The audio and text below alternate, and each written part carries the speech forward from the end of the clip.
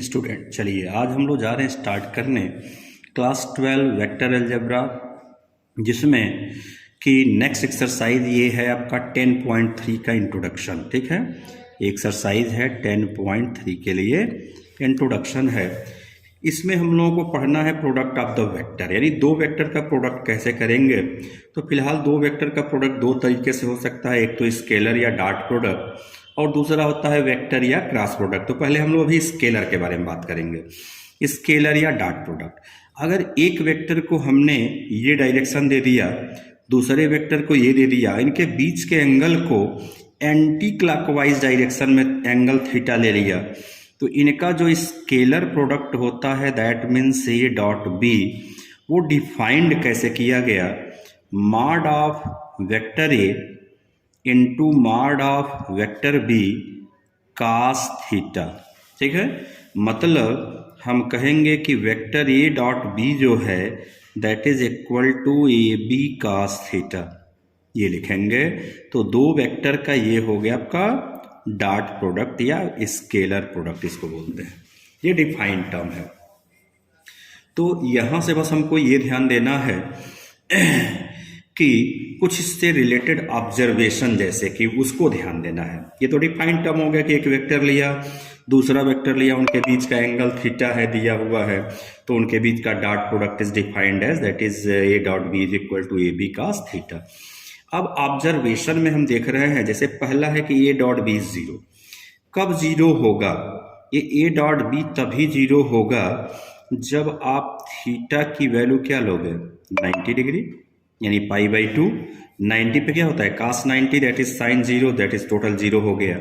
मतलब ये हो गया कि ए डॉट बी जीरो का मीनिंग क्या हुआ कि मतलब vector A is perpendicular to vector B, यानी दो वेक्टर जब परपेंडिकुलर होंगे तो उनका डॉट प्रोडक्ट क्या होगा, जीरो हो जाएगा। ठीक है, चलिए इसके बाद हम पढ़ते हैं कि सेकंड इसका ऑब्जर्वेशन क्या है, ए डॉट ए। अब ए डॉट ए की बात किया जाए तो magnitude of A into magnitude of A फार्मूले से, ठीक है, magnitude of A into magnitude of A. और अब दोनों के बीच का एंगल क्या होगा भाई, जब दोनों सेम ही वेक्टर हैं, जो वेक्टर ये है वही वेक्टर ये है, तो 0 डिग्री। कास जीरो की वैल्यू क्या होता है, साइन 90, दैट इज 1 होता है। इसको हम लिखते हैं ए और ये भी हमारा लिखते हैं ए, तो यानी ए इंटू ए क्या आ गया, ए स्क्वायर। तो हम ये कह सकते हैं कि ये ए स्क्वायर जो है ये हम कह सकते हैं कि हमारा मॉड वेक्टर कह सकते हैं ए का क्या है, स्क्वायर। चूंकि मॉड लेने पे रूट आएगा, उसका स्क्वायर करोगे ये आ जाएगा, तो यानी ए डॉट ए को हम क्या लिख सकते हैं, ए स्क्वायर या मॉड ऑफ ए का स्क्वायर। अब यहाँ से रिलेटेड हम चलते हैं आगे थोड़ा सा ऑब्जर्वेशन नंबर 3 में, कि अगर सेम वेक्टर हैं तो उनका डॉट प्रोडक्ट, ये यूनिट वेक्टर की बात कर रहे हैं, चाहे आई डॉट आई कर लो, चाहे आप जे डॉट जे कर लो, या चाहे आप के डॉट के कर लो, तीनों ही कंडीशन में अभी भी देखा जीरो हो जाएगा। तो आई का मॉड, जब मॉड आई लोगे, एक हम समझा ही दे रहे हैं यहाँ पे, मॉड आई इंटू क्या आएगा, मॉड आई, केवल हम इसकी बात कर रहे हैं अभी हम, ठीक है। तो मॉड आई इंटू मॉड आई, इनके बीच का एंगल तो वही हो गया कास जीरो, तो यानी क्या आ गया, मॉड तो इसका 1 हो गया, इसका भी 1 हो गया। तो मतलब ये तीनों यूनिट वेक्टर का डॉट प्रोडक्ट अगर सेम वेक्टर से सेम में करेंगे तो क्या आएगा, 1 आएगा। और दूसरी चीज की अगर हम आई डॉट जे निकालेंगे, या चाहे जे डॉट के निकालेंगे, या चाहे के डॉट आई निकालेंगे, इन केसेस में क्या होगा, दैट इज 0, क्योंकि इनके बीच का एंगल क्या हो जाएगा, 90 डिग्री। भाई आई और जे, ये आपका एक्सिस हम आपको दिखा दें, तो आई और जे, ये आपका आई हो गया और ये आपका जे हो गया, तो दोनों के बीच का एंगल कितना जा रहा है, दोनों के बीच का एंगल 90 डिग्री। जब 90 डिग्री होगा तो ये क्या हो जाएगा, 90 केस में ये पूरा का पूरा 0 यानी कि 0 आएगा। ठीक है, तो ये ऑब्जर्वेशन नंबर 3 हो गया। अब चलते हैं ऑब्जर्वेशन नंबर 4 में, हमको कहना है कि angle between the two vector, दोनों वेक्टर के बीच का एंगल जो कि कास थीटा, इसी से यही फार्मूले से आप निकाल लेंगे। तो कास थीटा की वैल्यू क्या हो जाएगी, cos theta is equal to A dot B upon A B, A B simple A B लिखने का मतलब है कि मैग्नीट्यूड है, कोई उस पर एरो वगैरह नहीं लगा है, तो वो मैग्नीट्यूड है। ठीक है, तो ये आपका हो गया दोनों के बीच का एंगल। अब इससे कुछ रिलेटेड प्रॉपर्टीज हैं वो देख लिया जाए। पहली प्रॉपर्टी है आपका कम्यूटेटिव। तो जो हमारा डॉट प्रोडक्ट होता है वो कम्यूटेटिव लॉ को फॉलो करता है। कम्यूटेटिव लॉ को फॉलो करने का मतलब है चाहे आप ए डॉट बी निकालिए और चाहे आप बी डॉट ए निकालिए, दोनों का आंसर सेम आएगा। क्यों भाई, दोनों स्केलर तो है, दोनों नंबर है, मल्टीप्लाई करने पे सेम ही तो आएगा। उसके बाद सेकेंड प्रॉपर्टी है कि डिस्ट्रीब्यूटिव ओवर एडिशन। तो जो हमारा डॉट प्रोडक्ट है वो डिस्ट्रीब्यूटिव होता है ओवर एडिशन पे, यानी दो वेक्टर अगर आप ऐड कर रहे हों और उसको मल्टीप्लाई कर लें तीसरे वेक्टर से डॉट प्रोडक्ट, तो डिस्ट्रीब्यूटिव होता है, मतलब A dot B plus vector A dot C, इस तरीके से डिस्ट्रीब्यूट कर देंगे। और थर्ड इसमें प्रॉपर्टी है, अगर कोई वेक्टर में लैम्डा से मल्टीप्लाई हो और तब बी से मल्टीप्लाई करना हो, तो आप ए और बी का डॉट प्रोडक्ट कर लीजिए, लैम्डा वैसे के वैसे ही रहने, यानी कांस्टेंट जो भी वो होगा रहने दीजिए। या ऐसे कह सकते हैं कि वेक्टर ए उस नंबर का बी में ही मल्टीप्लाई कर लो कांस्टेंट का, तब डॉट प्रोडक्ट करो, सेम आंसर ये आएगा। अब नेक्स्ट टॉपिक है जो कि बहुत इंपॉर्टेंट है, projection of a vector on a line. किसी वेक्टर का किसी लाइन पे प्रोजेक्शन क्या होगा। तो आप देख रहे होंगे कि यहाँ पे एक वेबी वेक्टर मैंने बनाया हुआ है, इसका प्रोजेक्शन, प्रोजेक्शन मतलब छाया, तो इसका प्रोजेक्शन जो होगा वो हमारा वेक्टर P है। यहाँ पे क्या दिख रहा है, P दिख रहा है। तो projection of vector A on the line L is equal to AC vector है, या जिसको हम कह रहे हैं P वेक्टर है। चलिए ठीक है, इतनी बात तो क्लियर हो गई। अब ये P वेक्टर कैसे निकलेगा, तो दोनों के बीच क्या हो गया, वेक्टर P है। अब अगर हम दोनों का डॉट प्रोडक्ट कर दें, यानी कि vector A dot vector P, तो हमको क्या मिल जाएगा भाई, AP cos थीटा मिल जाएगा। ये बात तो आपको क्लियर दिखने लगा। अब चलिए थोड़ा सा हम ट्रिग्नोमेट्री का इस फिगर में यूज करते हैं। तो ट्रिग्नोमेट्री से अगर हम निकालें cos थीटा की वैल्यू, तो क्या आएगा, बेस यानी AC हो गया डिवाइडेड बाई हमारा AB हो गया। तो हम कह सकते हैं कि AC की वैल्यू क्या रहा है, AB cos थीटा। AB यानी कि हम कह दें कि ये वेक्टर का क्या है, मैग्नीट्यूड, मैग्नीट्यूड ले लिया जाए। ठीक है, AC क्या है, हमारा वेक्टर P है, तो अगर उसको हम मैग्नीट्यूड के बारे में बात करें तो वो हमारा मैग्नीट्यूड हो जाएगा।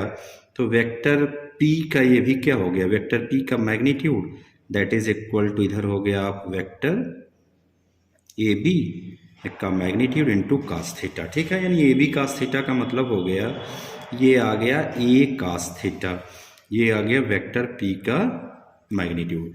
अब हम अपने इस रिलेशन में क्या देख रहे हैं, A cos थीटा ही हमारा वेक्टर P है, और उसको हम क्या कर लें कि अगर हम डिवाइड कर दें, यानी यहाँ से आ करके A cos थीटा को क्या लिख दें कि vector A dot vector P, तो ये हो गया P into A cos theta. A cos theta का मतलब कि वेक्टर P का क्या हो गया, मैग्नीट्यूड, यानी दैट इज P। ठीक है, अब हम दोनों ही साइड में क्या कर दें, डिवाइड बाई वेक्टर P के मैग्नीट्यूड से डिवाइड कर दें। तो वेक्टर P के मैग्नीट्यूड से अगर डिवाइड करेंगे तो हमको मिल जाएगा vector A into dot vector P divided by P। तो इधर क्या मिल जाएगा, ये हो गया हमारा P स्क्वायर बाई P, यहाँ से कैंसिल हो करके, तो मतलब ये जो P आ गया मैग्नीट्यूड, तो वो क्या आ गया, वेक्टर A डॉट क्या हो गया, P कैप। ठीक है, यानी P कैप का मतलब क्या हो गया, यूनिट वेक्टर निकल गया। तो ये हमारा जो आपका प्रोजेक्शन है, तो प्रोजेक्शन वेक्टर का जो मैग्नीट्यूड जो आ रहा है वो क्या आ गया, यानी हम P की ही बात करें तो ये हमारा AB वेक्टर, यानी जिस वेक्टर का प्रोजेक्शन लेना होगा उस वो वेक्टर रहेगा, और जिस पे आपको लेना है, यानी जिस डायरेक्शन में लेना है उसका क्या कर लेना, उसका मैग्नीट्यूड।